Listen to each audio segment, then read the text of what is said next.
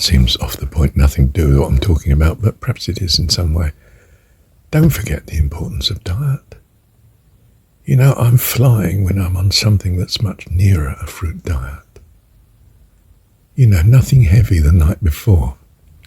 And by heavy, I think I mean cooked food, especially potatoes, especially dense, heavy things like grain or pulses, lentils, beans. A little, fine, you know, but when it's a very small amount of such, you stay light. I think you sleep, well, actually you sleep less, but I think in some sense purer, more refreshed.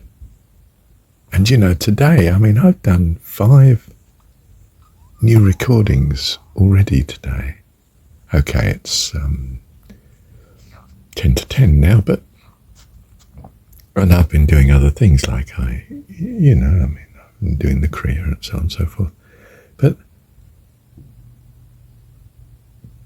the importance of diet, don't forget.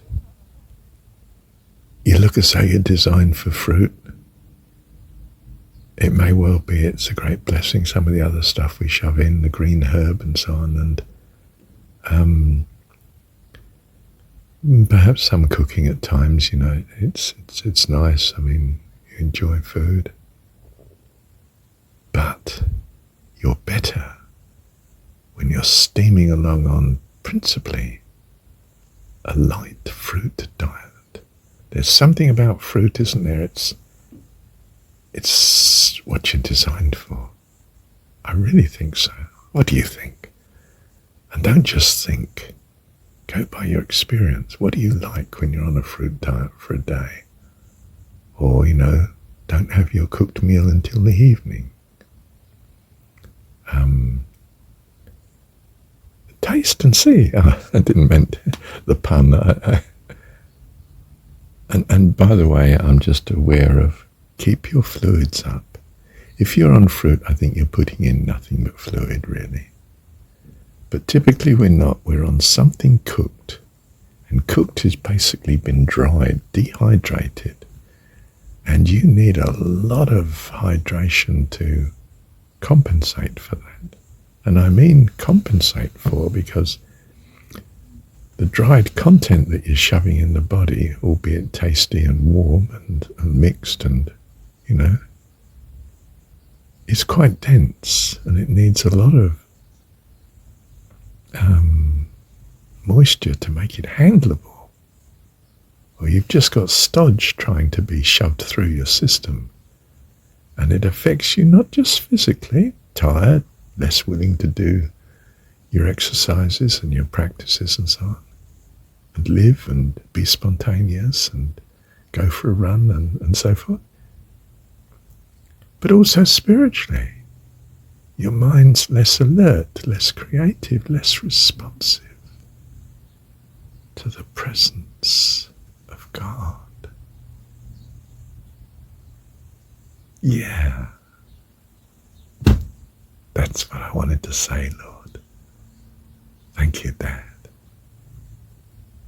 Well, I just stopped and was going to do just that. I was going to just stretch out here in my lazy boy recliner, almost straight, almost horizontal. I was going to go lay in the bed, but I thought I may as well just do it here on the chair, as usual. I've done it both, you know. And within a minute, I'm struck by the love of God and being in His presence, in His embrace.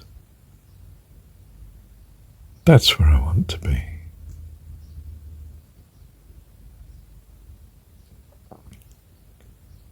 In the love of God. That's where I want my meditation to gravitate to. That's the awareness I want with me always. I am eternally in His embrace. That's my ideal. Do you see? I don't don't know how to maintain it, how to make it continuous. And sometimes I don't seem to be able to even recall it or be motivated to think of such. But if only I could, Lord. If only I could keep. It's Brother Lawrence again, isn't it? The practice of the presence of you, God. I've tried it through Thanksgiving, of course, and that's a big help. I've found it in recording. I feel it in praise and worship. And I want it in everything, Lord. It's just another aspect, isn't it? Or the aspect of loving you with all heart, soul, mind and strength.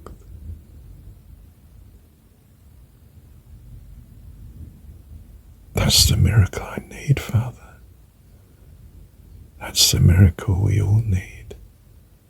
And I think that's the miracle you're training us to enter into. Lovely Dad. Love you, Dad.